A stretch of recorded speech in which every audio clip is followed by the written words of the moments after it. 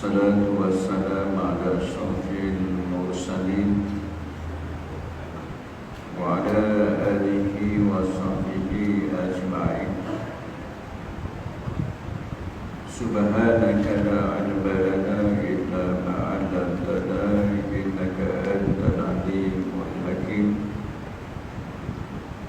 Wa la hawla wa la quwwata illa billahil aliyyil azim.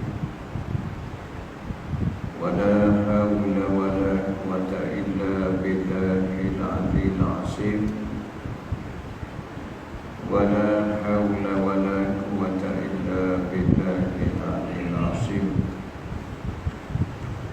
رب اشرح لي صدري ويسر لي أمري واحلل عقدة من لساني يفقهوا قولي أما بعد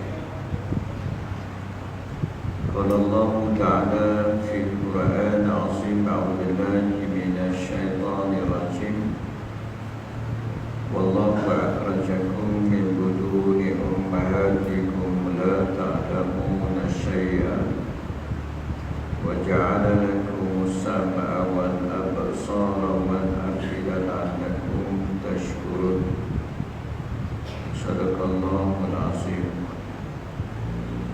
Alhamdulillah, syukur pada Allah Subhanahu wa taala. Sama-sama kita menunaikan sembahyang maghrib berjemaah. Mudah-mudahan amal ibadah kita diterima oleh Allah Subhanahu wa taala.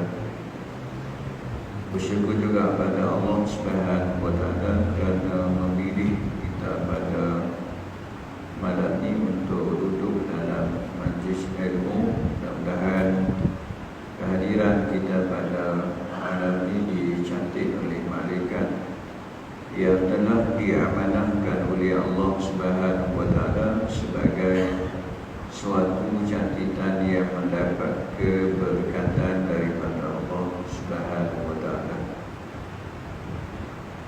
Insya-Allah malam ini kita sambung pengajian kita dalam kitab Fiqh Manhaji jilid yang pertama, iaitu kitab Fiqh Mazhab Imam Syafi'i. Kita masih lagi bicara tajuk ta'rif ilmu fiqh, sumber istilahnya. Kita masuk yang kedua, as-sunnah yang mulia.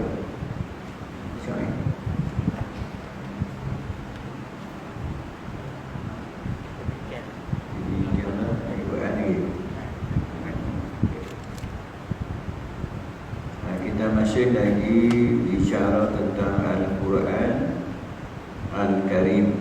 Al-Quran Al-Karim, iaitu Al-Quran yang mulia. Kita masih lagi tajuk yang sama. Bismillahirrahmanirrahim. Qala musannif rahimahullahu ta'ala wa nafa'ana bi'ulumihi amin.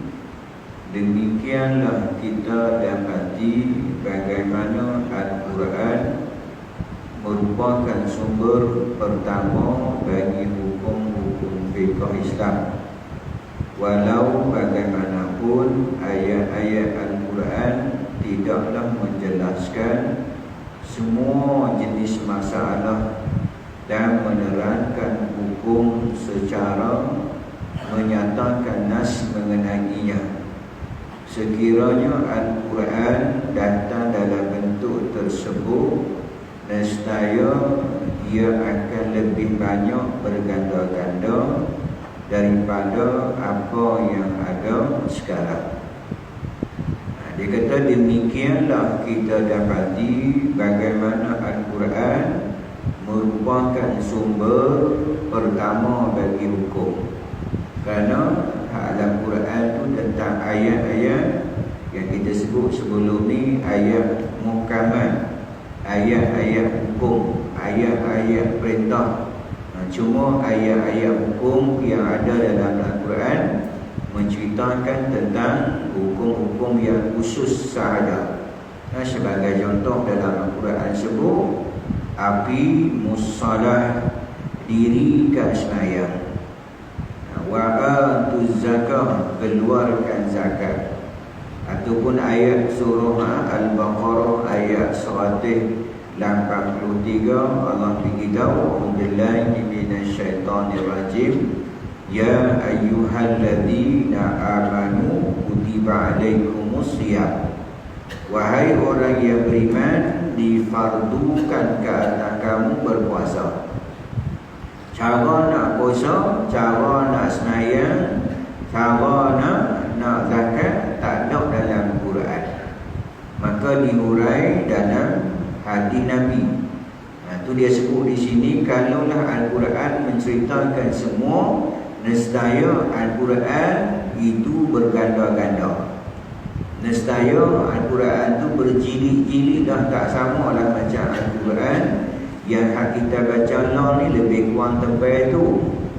Jadi kalau Al-Quran itu cerita semua berkait tentang sembahyang, nak rokok macam mana, nak tidak macam mana, rukun sujud tu ada berapa, ataupun nak basuh muka tu macam mana, nescaya Al-Quran tu bukan tebal tu.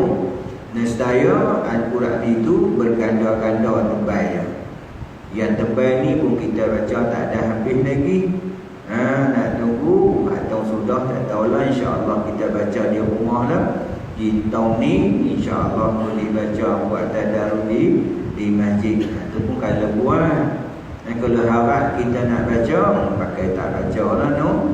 Kalau nak baca pun nasiblah ada sembahyang, ataupun nasiblah pihak masjid selepas daripada sembahyang baca surah Al-Mulk sekurang-kurangnya 5 minit. Itu pun 5 minit pun kita rasa gelisah dah, kita rasa lama dah. Tapi bukan sini lah cerita dia, cerita di Afrika. Sini tak apa, 10 minit 20 minit pun tak apa, orang sanggup tunggu. Kalaulah Al-Quran itu cerita semua berkait tentang hukum cara melaksanakan perintah-perintah Allah, nescaya Al-Quran yang kita baca ni berganda-ganda, berjilid-jilid. Nescaya Al-Quran tu tebal tu. Tebal tu. Maksudnya apa? Al-Quran menceritakan ayat-ayat hukum tentang perintah Allah Subhanahu wa taala sebagai mana aqimus salat, dirikan sembahyang. Ataupun kita sebut sebelum ni, Allah sebut dalam surah Al-Ma'idah, nanti kita akan jumpa berkait tentang bersuci, berkait tentang fardu wudu. Allah Subhanahu wa taala berfirman dalam surah Al-Ma'idah ayat 6, Allah beritahu, a'udzubillahi minasyaitonirrajim. Ya ayyuhallazina amanu idza qumtum ilas salat faghsilu wujuhakum. Wahai orang yang beriman, kata Allah, apabila kamu nak sembahyang, basuhlah muka kamu. Dia cerita tentang basuh muka sahaja. Basuhlah tangan kamu hingga ke siku, sapulah kepala kamu, basuhlah kaki kamu hingga ke buku lali. Surah Al-Ma'idah ayat 6 tentang ayat perintah daripada Allah Subhanahu wa taala, seru kepada orang yang beriman, apabila nak sembahyang, kata Allah, basuhlah muka. Tetapi cara nak basuh ada dalam Quran? Tak ada. Nak basuh macam mana? Tak ada. Basuh tangan ada tak? Tak ada. Maka dia akan cara Nabi berwuduk melalui hadis-hadis Nabi, riwayat daripada sahabat-sahabat Nabi. Contohnya daripada Sayyidina Ali, contoh daripada Sayyidina Uthman tentang cara Nabi nak berwuduk. Begitu juga lah cara-cara beribadat, cara sembahyang. Ketika mana hadis riwayat, kadang-kadang sahabat-sahabat meriwayatkan hadis, kadang-kadang berbeza. Contohnya ketika mana diriwayatkan oleh Abu Hurairah cara Nabi bangkit daripada sujud, naik pada rakaat yang kedua dan ketiga dan sebagainya. Riwayat daripada Abu Hurairah Nabi naik tak sama macam mana riwayat oleh Abu Dawud, tak sama hadis. Kenapa? Kerana Abu Hurairah masuk Islam ketika mana Nabi dah uzur, dah tua dah. Nabi dah tua, uzur dah. Tapi ketika Abu Dawud, Nabi masih muda. Cara bangkit sama dah. Cara bangkit nak naik ketika rakaat yang kedua, yang ketiga tak sama. Tak sama. Contohnya ketika orang muda naik tak sama dengan orang tua. Sebagai contohnya kita duduk naik sembahyang tu ada cara naik terus, ada kalanya naik bertungkat. Sebagaimana saya nak tunjuk lah, saya tunjuk Pino. Cara esok kita sebut bila cara nak abang kata hati pun kadang-kadang tak sama. Ketika mana Nabi sujud, Nabi turun sujud tak sama. Saya tunjuk bila tunjuk cara nak sujud. Sebagai contoh, hadis riwayat daripada Abu Hurairah radhiyallahu anhu, Nabi ketika mana nak naik semayang, nak naik daripada bangkit nak naik semayang tuan-tuan, Allahu Akbar, dia duduk macam tu. Lepas tu sujud yang kedua, dia nak naik yang ketiga kan dia naik macam ni. Dia akan naik Allahu Akbar, dia akan tongkat dulu. Kerana ketika tu Nabi dah uzur sikit. Abu Daud ketika naik, Nabi akan naik macam mana? Naik Allah, naik tawih lah. Naik tawih tanpa dia duduk dulu. Duduk dulu, lepas tu baru naik. Kalau berah sampai Abu Daud naik tawih. Sama dah? Tak sama periwayatan. Kerana apa? Keadaan Nabi tak sama dengan hak sahabat-sahabat. Ketika Nabi uzur macam lain, ketika mana Nabi sihat macam lain. Itu kita jangan duk bergaduh lah. Awak naik macam tu, awak naik macam ni, macam mana tahiyat dah. Kalau kita Imam Syafi'i, asyhadu an la ilaha illallah, naik macam tu. Tapi riwayat lain dia bergerak macam tu. Kita jangan benar lah. Itu hak benda-benda furuk, benda-benda cabang. Cuma kalau yang tak ada, yang pusing tu. Yang pusing tak ada lah. Itu mazhab pusing nak kot tu. Mazhab pusing. Jadi hak benda-benda hak furuk, kita jangan duk gaduh dan sebagainya lah. Itu ada dalil, ada hadis meriwayatkan. Baik, jadi hak berkait tentang Al-Quran ni, berkait tentang hukum, cerita tentang hak benda-benda yang hak fardu, benda yang hak khusus sahaja. Cara-cara nak berwuduk, cara nak sembahyang, cara nak keluar zakat, cara nak beribadah melalui sunnah Nabi, perbuatan Nabi. Tu Nabi sebut, sembahyanglah kamu macam mana kamu melihat aku sembahyang. Sembahyanglah kamu macam mana kamu melihat aku sembahyang. Cuma hak sunnah Nabi yang kita sebut sebelum ni ada 3. Sama ada dengan perkataan, sama ada dengan perbuatan, ataupun sama ada juga dengan takrir, pengakuan ataupun diam Nabi. Diam Nabi, pengakuan Nabi. Nabi tak kata apa, Nabi diam. Nabi diam, Nabi tak kata apa, maksudnya membenarkan apa yang sahabat buat. Itu hak benda yang sunnah lah. Nanti insya-Allah kita akan sebut. Baik. Walau bagaimanapun ayat-ayat Al-Quran tidaklah menjelaskan semua jenis masalah dan menerangkan hukum serta menyatakan nas mengenainya.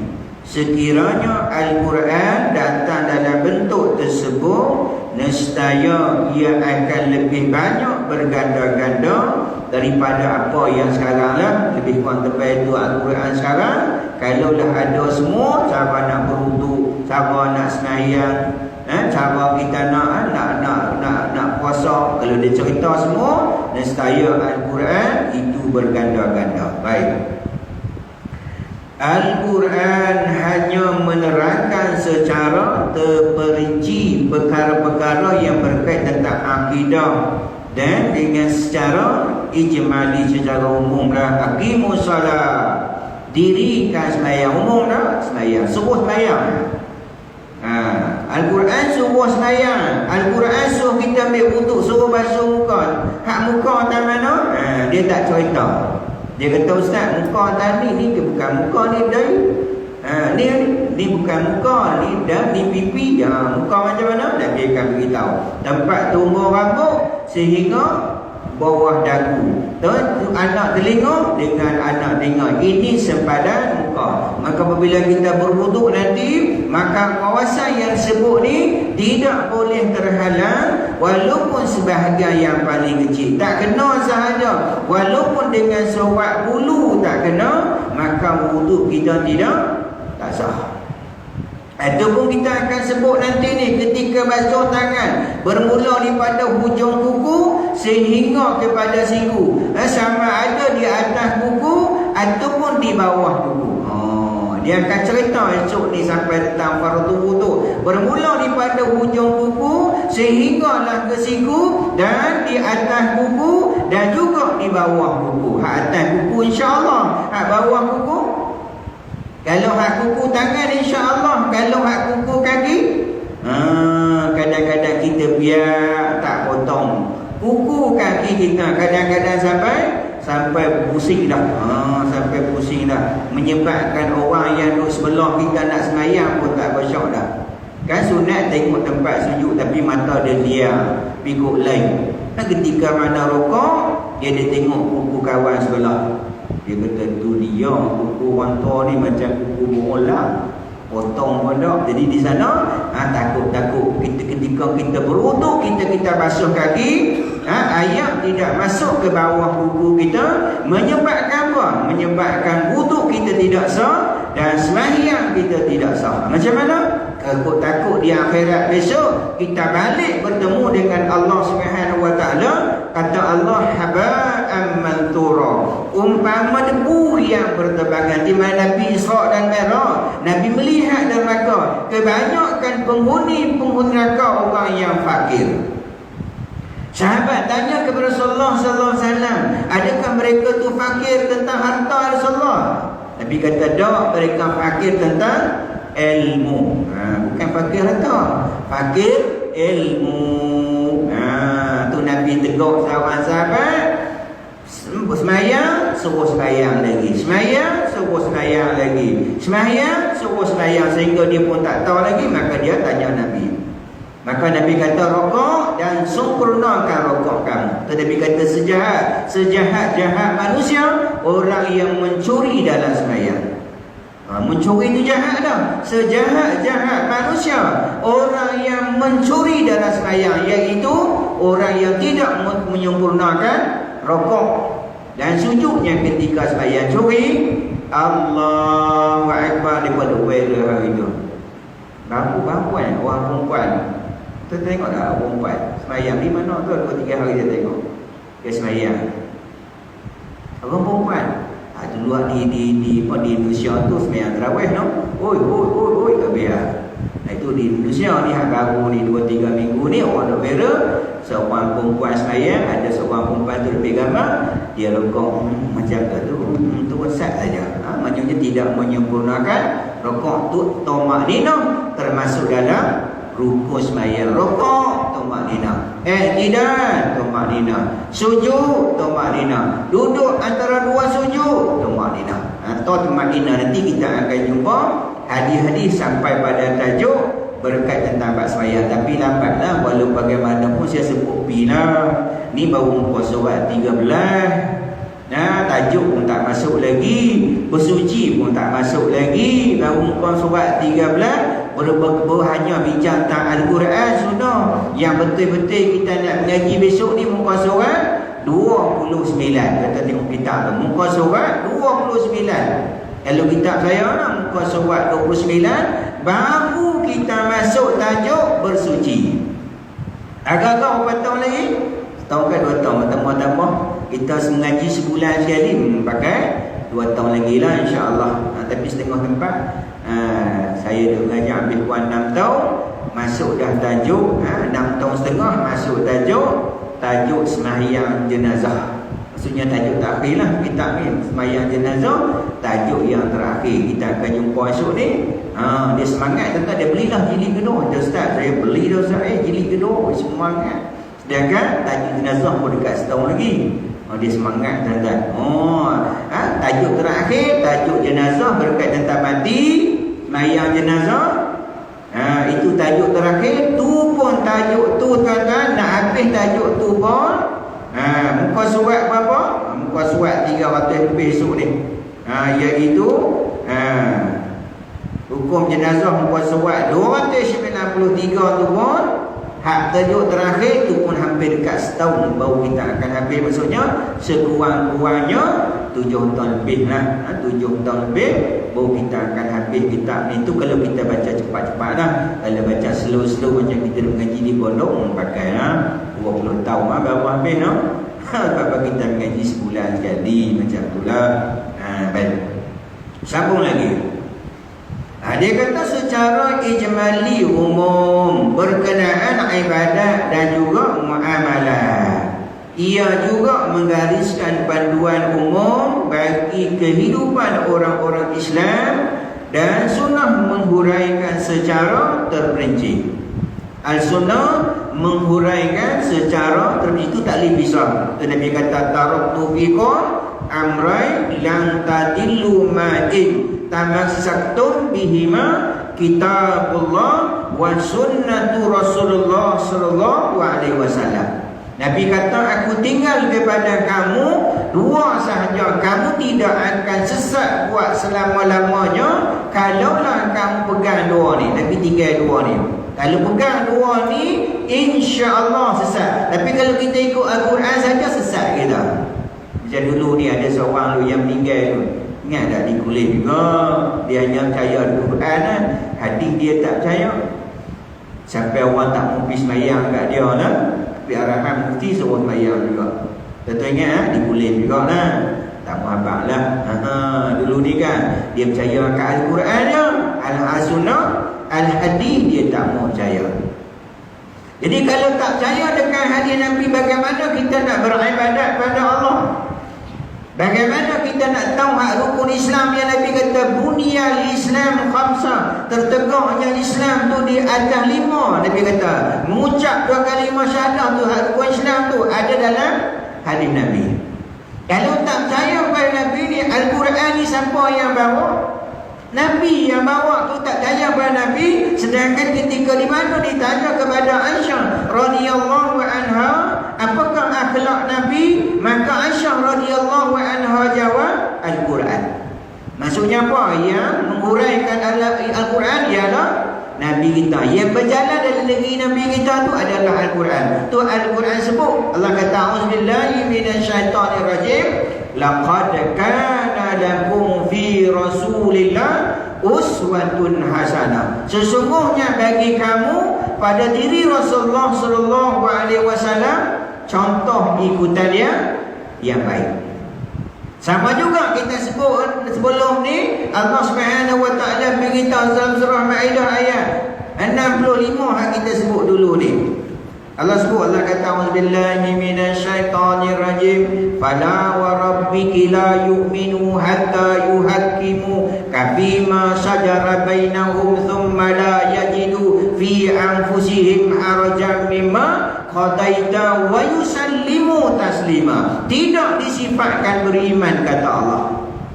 Kalau tak beriman ni kita nak kata apa? Kafir, no? Tak beriman.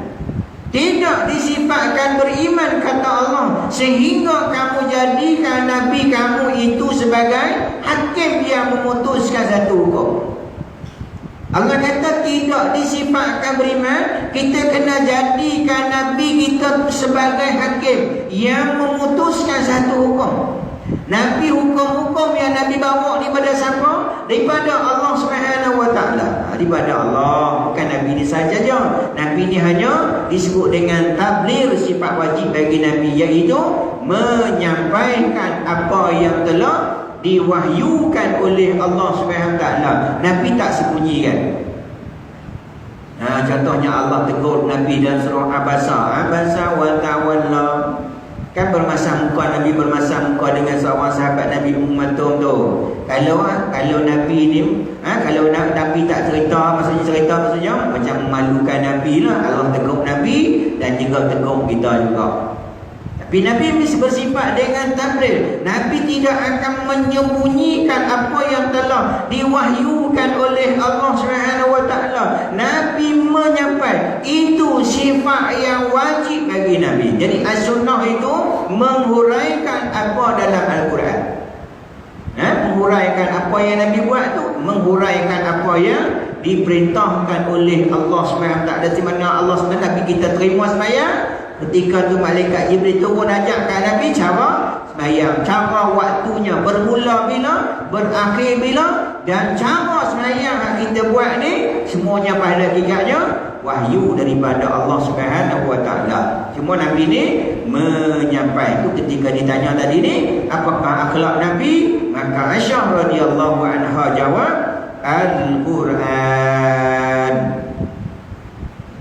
Dia kata ia juga menggariskan panduan umum bagi kehidupan orang Islam dan as-sunnah menguraikan secara terperinci. Sebagai contoh, dia buat contoh ni, Al-Quran memerintahkan supaya didirikan sembahyang, tetapi ia tidak menjelaskan secara menunaikannya. Al-Quran sebut aqimus salat. Dalam Al-Quran tak ada cerita tentang cara nak sembahyang macam mana. Tak ada dalam Quran. Contohnya kita duk azan ni, dalam Quran ada tak? Tak ada. Al-Quran hanya seru. Al-Quran sebut ya ayyuhallazina amanu idza nudiya lis-salati yaumil jumu'ah fas'au ila zikrillahi wa zarul bai'. Wahai orang beriman, apabila sebut dengan sembahyang. Sebut macam mana? Ada cerita Al-Quran tak? Tak ada. Allah kata wahai orang yang beriman, apabila disebut dengan sembahyang Jumaat, maka tinggallah jual beli. Allah sebut dalam surah Al-Jumu'ah. Azan ada dalam Quran? Tak ada jumpa pun dalam Quran, tak ada jumpa pun. Maka melalui ini hadis namanya hadis takrir, pengakuan Nabi. Ketika mana pakat duk cadanglah ketika hijrah, pakat macam nak azan ni nak buat macam mana? Ada cadang kata bagi bunyi loceng, ada kata bagi macam trompet, ada kata bagi nyalakan api. Sayyidina Umar kata kita panggil sembahyang lah, main sembahyang macam itulah cadangan-cadangan daripada sahabat Nabi. Maka seorang sahabat Nabi nama Abdullah bin Zaid. Seorang sahabat Nabi nama Abdullah bin Zaid, Allah SWT mimpi dekat sahabat ni Abdullah bin Zaid tentang kalimah-kalimah yang agung ni, yang hak kita duk azan lah ni, dimimpi oleh siapa? Oleh sahabat Nabi namanya Abdullah bin Zaid. Lepas dia mimpi, dia mai jumpa Nabi, dia mimpi macam ni, maka Rasulullah membenarkan mimpinya. Sebut dengan pengakuan Nabi tu.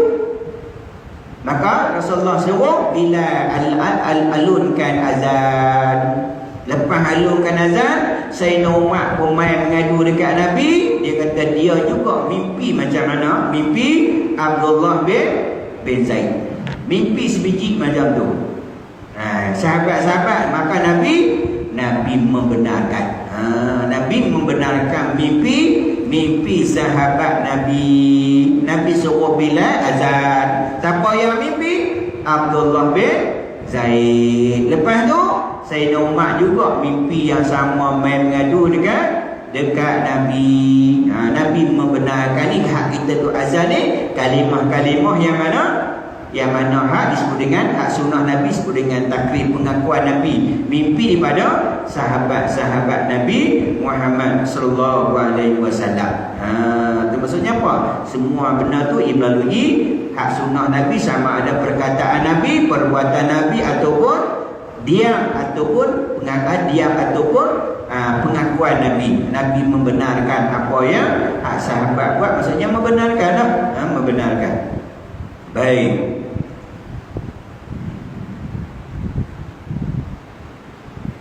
Dia kata diri kesembahyang tetapi tidak menjelaskan cara menunaikannya, dan bilangan rakaat pun tak ada cerita dalam Quran. Begitu jugalah dengan masalah mengeluarkan zakat yang tidak menerangkan kadar, nisab dan harta yang diwajibkan dikeluarkan. InsyaAllah lah, yang ni kalau panjang umur pada jilid yang kedua panjang umur lah. Mudah-mudahan kita semua dipanjangkan umur, dapat kita bertemu pada jilid yang kedua. Amin. Tapi kalau tak ada pun mudah-mudahan azam kita dapat pahala dah. Tak ada, tahu tak sampai. Saya dulu ataupun tuan-tuan mati pasti dah. Sama ada dulu kemudian, saya tak dulu ataupun tuan-tuan dulu, pasti mati dah. Mati. Tapi walaupun tak sampai pada tajuk zakat besok ni, yang kita akan masuk nanti, tak apa, kita dah cita-cita azam dah. Innamal a'malu taf'alu binya wa likulli imri'in ma nawa. Sesungguhnya setiap amalan tu di atas niat dan balasan ikut apa niat tu pun dapat dah. Tu kita niat tuan-tuan, insya-Allah. Contohnya kita tertidur malam, aku niat saya lagi nak bangkit tengah malam, tapi kita jangan main-main lah. Dengan itu tipu Allah lah. Niat tapi hati tak mau bangkit pun.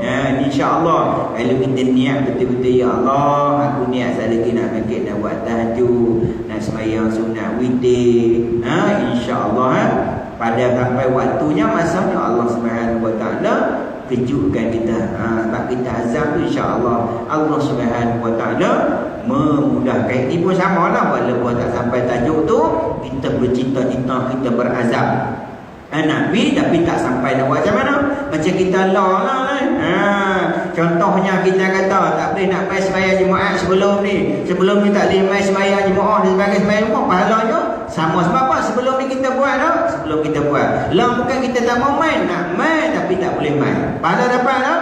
Pahala dapat, insya-Allah lah.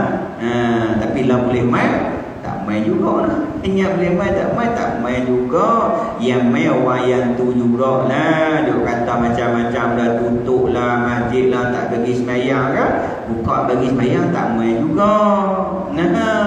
Cakap tapi tak main. Ni yang masalahnya. Orang yang bercakap tapi dia pun tak buat. Hak jenis ni Allah Subhanahu Wa Taala benci sangat. Dalam surah As-Saff ayat 2 dan 3 Allah beritahu, Allah kata a'udzubillahi minasyaitonirrajim, ya ayyuhallazina amanu, ya ayyuhallazina amanu lima taquluna ma la taf'alu, kabura maqtan indallah an taquluna ma la taf'alu. Wahai beriman, jangan kamu berkata sesuatu yang kamu tak buat. Kebencian yang amat sangat, kata Allah, orang yang berkata sesuatu tapi dia tak buat.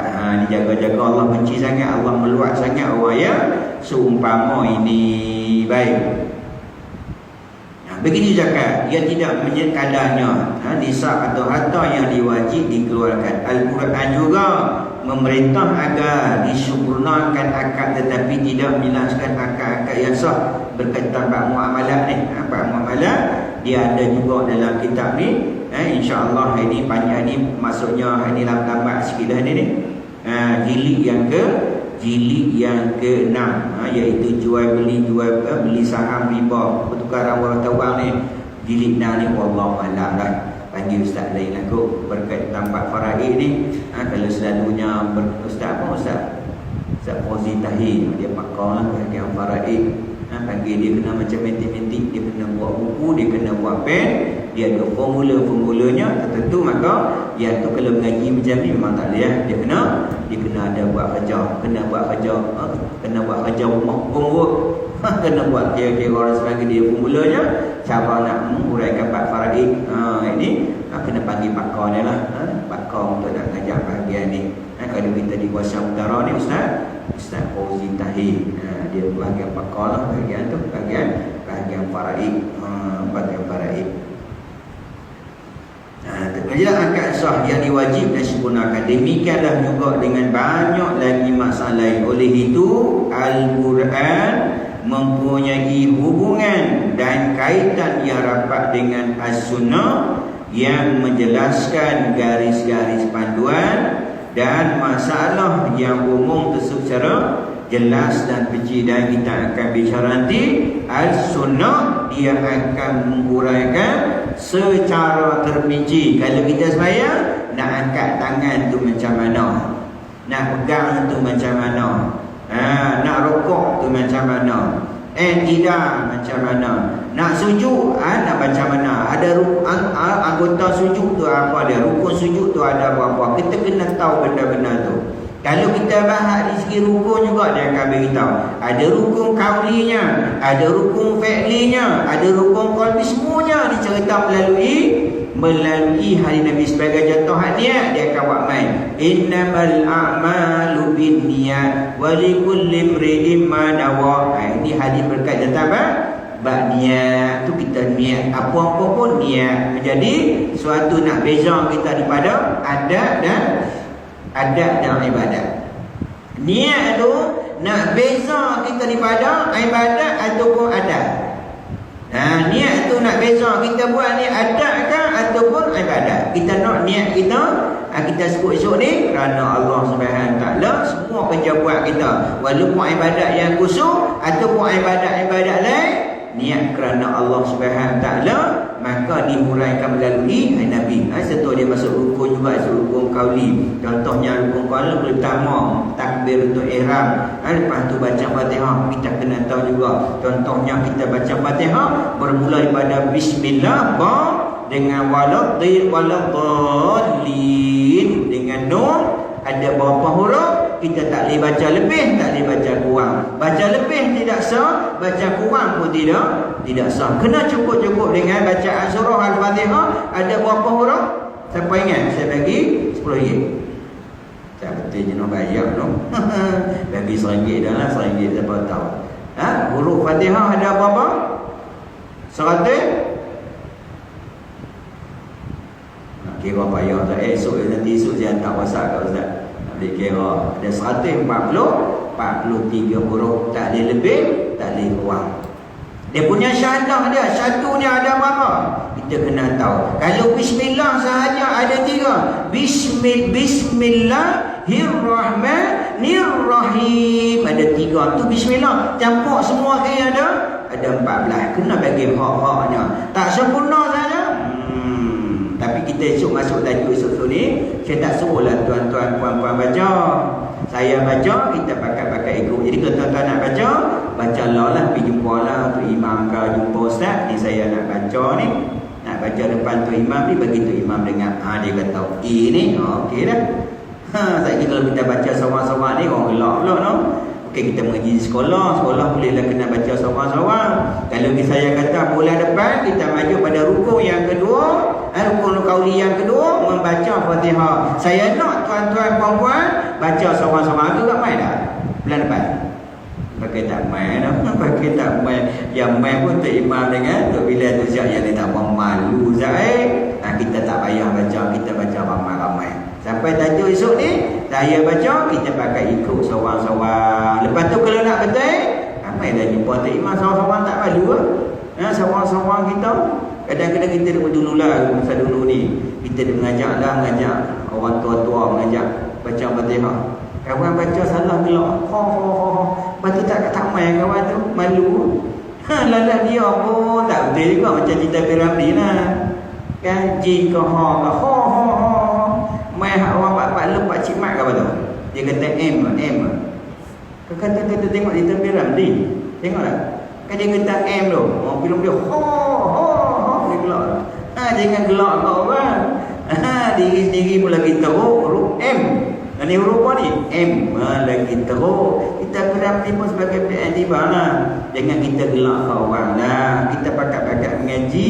Kita gelak pakai tak main lah. Malu nak mengaji Zaid. Jadi kita buat mudah. Kita mengaji Fatihah ni. Pergi jumpa Allah orang-orang yang hak kita mengaji Quran ke apa. Tu imam ke. Orang-orang ni. Kita pergi baca ni. Saya nak baca depan tu imam. Tu imam tu dengar Ustaz. Sekurang-kurangnya kita ni betul dah ni. Sekurang-kurangnya kita ada penyaksian dia di atas dunia dan juga di akhirat esok ni kita baca, dia membenarkan bacaan kita, dia memperbetulkan bacaan-bacaan kita. Sebab Fatihah ni penting, berbeza dengan tasyahud akhir. Tak sebenarnya dia tak memberatkan sangat. Tapi Fatihah dia memberatkan sangat untuk kita memperbetulkan Fatihah. Cuma tak tajuk Fatihah ni lambat lagi dah. Lambat buat semayang lambat. Tuan-tuan muka surat 100 lebih baru muka surat semayang. Semua saya buat baca bila semuanya. Tuan-tuan ada mengaji ni semua boleh pergi jumpa tu imam dah. Kita rasa baca, bagi dia dengar, bagi dia tengok tak apa. Biar kita diperbetul dah dunia, jadi kita dipersalahkan di akhirat esok kerana dia termasuk dalam hukum fardu ain, iaitu wajib pada tiap-tiap kita untuk nak belajar berkait tentang ibadat, berkait tentang ilmu tauhid, berkait tentang fiqh dan juga ilmu tasawuf. InsyaAllah lepas ni kita akan masuk tajuk yang kedua tentang tanda, iaitu as-sunnah. Wallahu a'lam. Marilah sama-sama kita tangguh kuliah kita pada malam ni. Itu pun satu lagi sebelum tangguh. Kalau tuan-tuan mana tahu, kalau tuan-tuan nak tanya malu, tuan-tuan tulis tak atas meja pun tak apa, tengok orang perempuan. Nak tanya mungkin segan, orang lelaki, orang nak lelaki tu nak tanya segan, tulis atas meja ni. Mana tahu kadang-kadang nak benda yang kita muskil, kita nak tanya takut-takut orang gelak kat kita. Dia kata macam tu pun tak tahu dah. Biar kita tak depan tak apa. Tapi kadang-kadang orang tanya tu bukan dia tak tahu, dia nak beritahu kat orang lain. Tapi yang kita tak maunya kita tanya, kita nak hantar orang. Lepas kita jawab, dia kata ustaz puas hati ustaz bawa pada muka. Kita tak mau macam tu. Kita nak belajar, kita nak memperbetulkan diri kita, bukan kita nak salah siapa-siapa. Jadi kalau kesal malu bagai hukum ni, tuan-tuan letak di atas meja ni, insya-Allah mampu saya jawab, tak mampu saya akan berkata wallahu a'lam. Itulah ni kita tangguh pengajian kita malam ni dengan tasbih kibarah dan surah subhanakallah wa bihamdika asyhadu an la ilaha illa anta wa astaghfiruka wa atubu ilaik. Bismillahirrahmanirrahim. Wal 'asri innal insana lafi khusr illa allazina amanu wa 'amilus shalihat wa tawassaw bil haqq wa tawassaw bis sabr. Bismillahirrahmanirrahim. Alhamdulillahirabbil alamin. Wassalatu wassalamu ala asyrafil mursalin wa ala alihi wa sahbihi ajma'in. Allahumma faqihna fid din wa 'allimna ta'wil wa hdina ila siratikal mustaqim. Allahumma aghina bil 'ilmi wa zayyina bil hilmi wa akrimna bit taqwa jamilna bil afiyah. Allahumma iftah 'alaina futuhal 'arifin bi hikmatika wanshur 'alaina min khazaini rahmatika ya arhamar rahimin. Rabbana atina fid dunya hasanah wa fil akhirati hasanatan wa qina adzabannar. Wa sallallahu ala sayyidina Muhammadin khatimil anbiya'i mursalin wa ala alihi wa sahbihi ajma'in walhamdulillahi rabbil alamin.